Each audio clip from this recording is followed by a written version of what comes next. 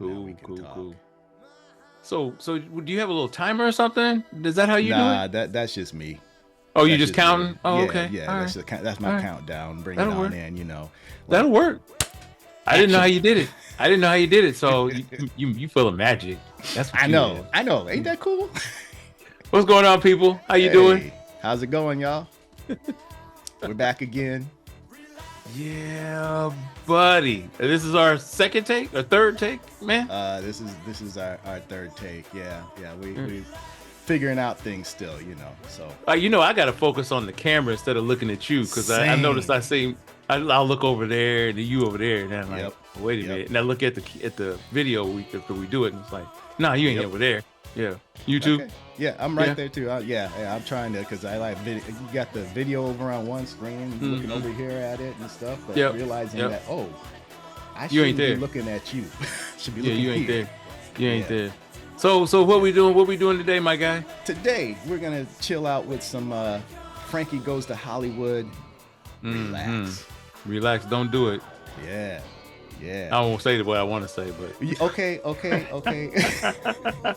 So real quick, the single came out in '83, November of '83. It didn't get much traction. January comes around, and there was a live performance scene on TV, and people jumped on it. So the song jumped up, hit number 6, and then got banned. Because it was very racy, and well, do you remember this when we were growing up? Because we were what, 15? Yeah, no, I didn't. You don't remember the history behind this? No, I didn't know the history.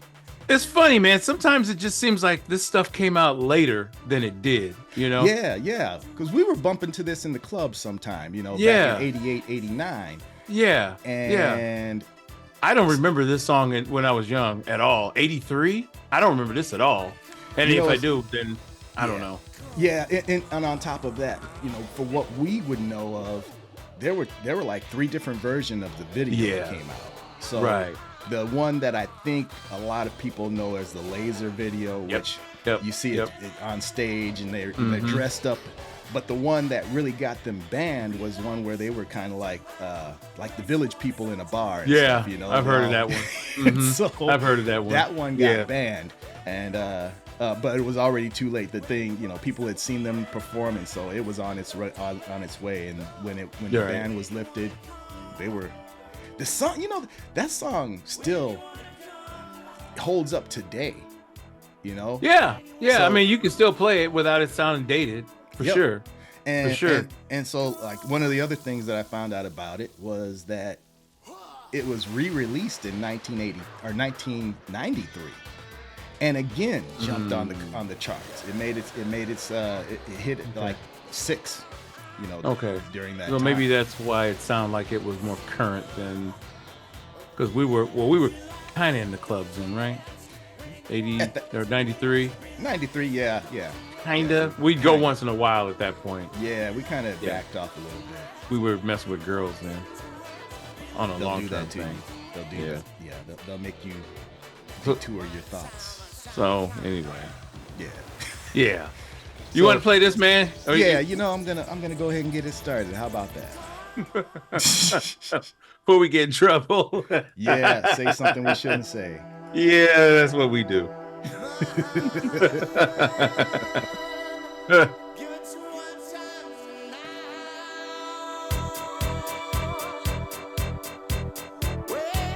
How you like that artwork there? Yeah, that's because we got no video.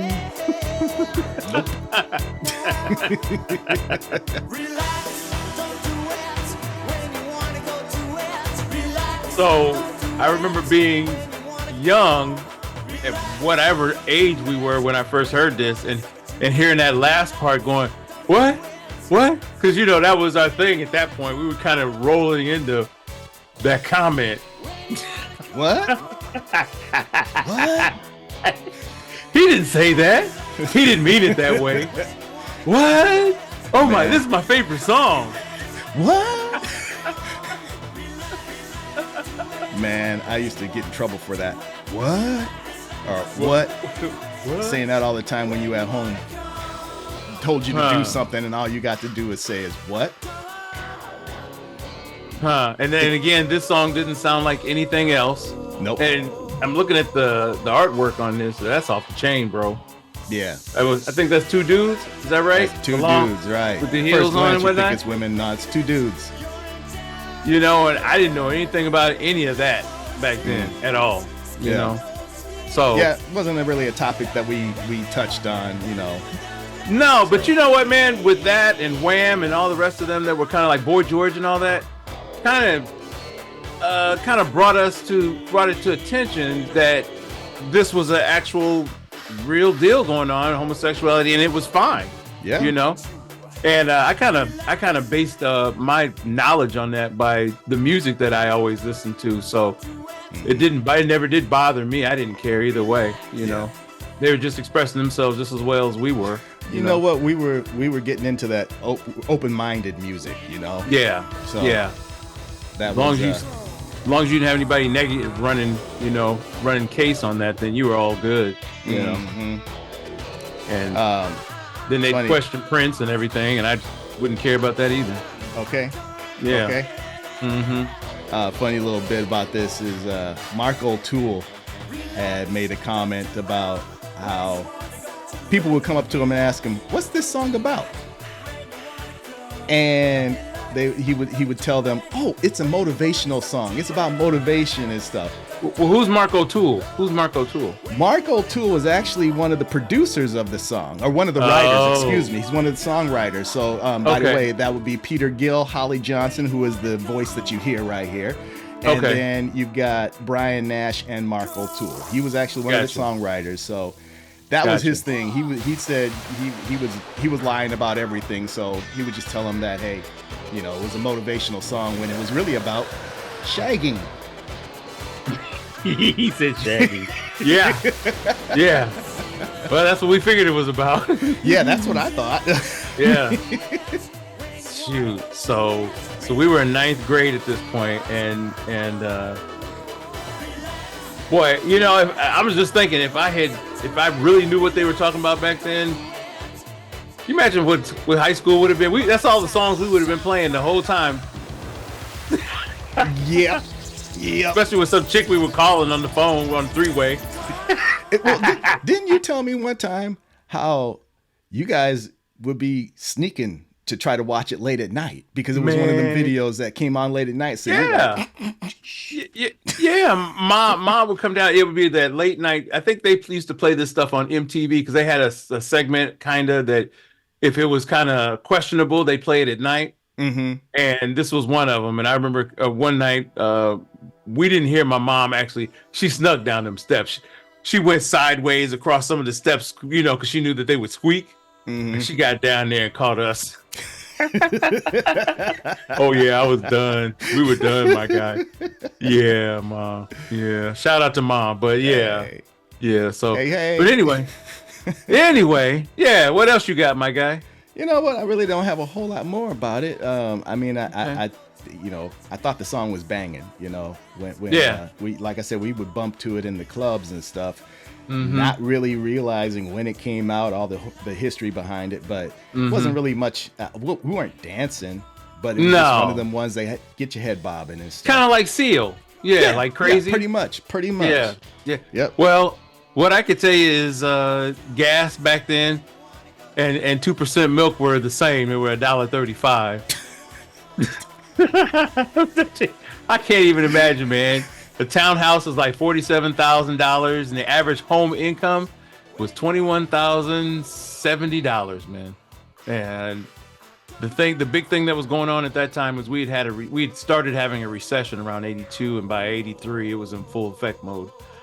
We had close to 12 million people that were unemployed. Kind of reminded me of, I don't know if it was on the same level, but it kind of reminded me of COVID, you know, when everything went south and wasn't lovely. Yeah. And but on the fun side of it, though, Flashdance came out that year, and Superman 3, all that good stuff. And Every Breath You Take from the Police, that was one of my big ones. I think that was off of Synchronicity. Yeah. I think that was off of Synchronicity. That was probably one of their best albums for me, in my personal opinion. And I don't know if you know Big Country. In a big country, dreams stay with you. Yeah. Yeah. That came out then. They came out. I don't know if Big Country, the song came out, but Big Country came out themselves, and Culture Club was out at that point. So we kind of got a ebb and, got a little flow of something different than what we were, normally used to, as far as I don't even know how you'd say it, but that was 83 was a pivotal year. It was. I'd say it was. It was. Yeah, and we made it. Yes. And now here we are. And we are. No matter how you slice it, it comes out peanuts, huh? Yeah. So that's right. Anyway, that's all I got, man. That's all I have too. So hey, people, thanks for checking us out. We redid this for you because you wouldn't have been able to hear us. So it's always a technical scenario, lady. Yeah, we're learning some new things. It's still learning. I think we've come quite a ways, but still, little new things that come in, nuances, and so we'll get it right. We're working. We got to hook y'all up with some videos at some point too. Yes, at some point. We are working on that. We really are. Yeah. That's because we like the video. Yeah, we like the video. I'm sure y'all would like it too. So yeah. But either way, we're gonna help you reminisce. So hey, thanks for checking us out. Peace.